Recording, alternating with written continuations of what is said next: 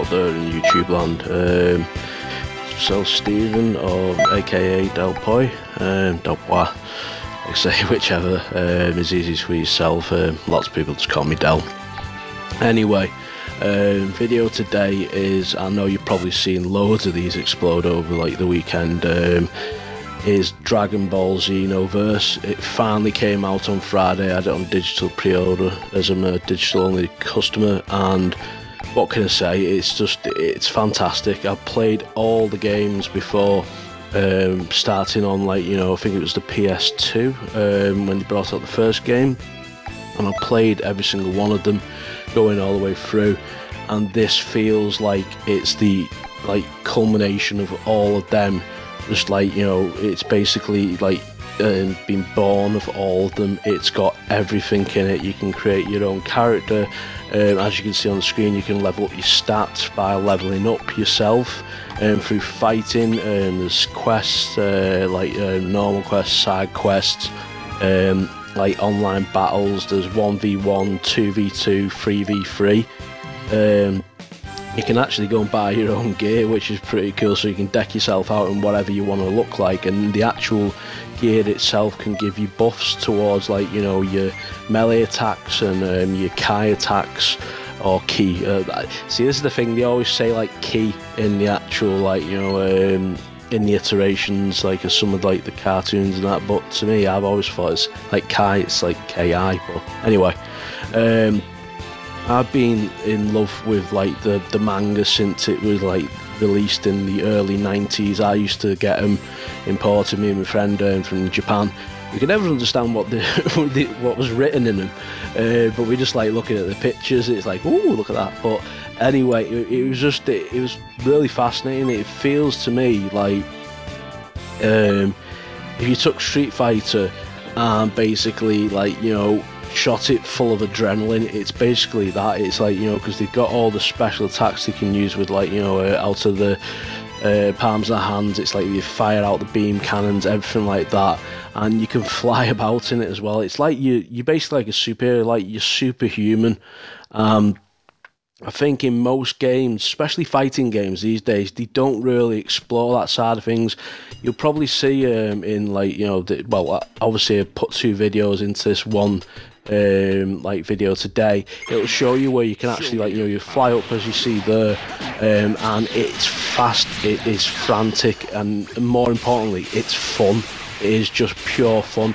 I mean, I love all fighting games, Killer Instinct, Mortal Kombat. Obviously I'm getting that as soon as it comes out. The Dead Alive series, Tekken, like, I do like all those games, but for me this is just like the personification of like what it's like to be an ultimate badass when you're fighting in fighting games. Because as you can see on the bottom of the screen then, right, you can actually get, like, you know, use your super abilities.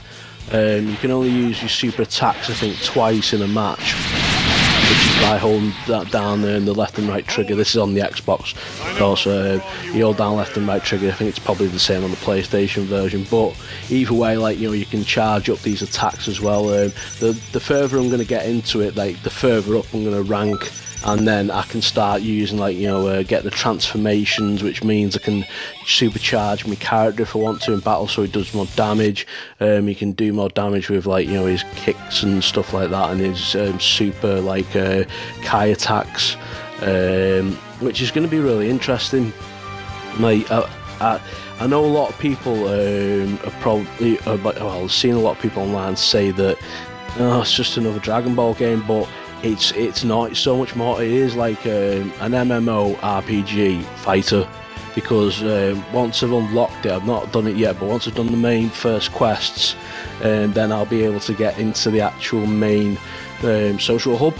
And apparently in the social hub there's like over 200 players, and you can just walk around and basically challenge them to fights. You can also pass on any of your stuff to, like, your friends. You can send it in, like, you know, special delivery, so that they can get some of your fighting gear, which I think is a really good thing as well in online games. Ready? here's one of the other fights that I had to go through myself. This is like a 3-on-3. You recruit 2 other fighters to help you. But the good thing about it is the replayability. Now this I had to go through. I've already done the fight once, but because when you go back to like the actual the quest part of it, it shows you up what you've actually done to achieve in that quest, and it's got like loads of like question marks. So there is secret bits to it that you need to go back in and go and do it again. So if you're like an achievement whore, sorry for using that word, it sounds a bit bad actually. If you really like the replayability factor and you really want to earn all your stars and stripes, then it's got that for you, because even though you go and doing the same fight, yeah, you still got to beat it and like in a certain way to get to the next stage, and then excuse me, and then basically you get to like, you know, unlock even more, which counts towards your leveling up and also counts for you unlocking skills. You can actually have 200 skills in this game. Like, you know, certain special attacks, 200 special attacks, and you can switch them and swap them whichever you want. You can have 5 different races of characters as well, which is like, you know, the humans, Saiyans, the Mechians, it's Frieza's race, and also the I can't remember the other name of the race. I'm sorry, there's so many names in it, it's crazy. Like, they come out with some funny names. But yeah, it's just, I can't fault it. It's just so much fun. On Metacritic, I think it got about a 72 from all the, like, you know, the mainstream reviewers, like, you know, the media like review channels. But the user rating was 85. What does that tell you? It's because it is so much of a good game. Unfortunately though, I want to finish this. It seems like I finish all my videos on like a bad note, and like this is something that touched me yesterday. Unfortunately, the great Leonard Nimoy passed away. I was completely shocked. I know I knew it was going to obviously happen eventually, but it still took me by shock. I'm a big Trekkie, and it's just that in the past year I've seen like parts of my childhood just go. It's we lost Rick Mayall.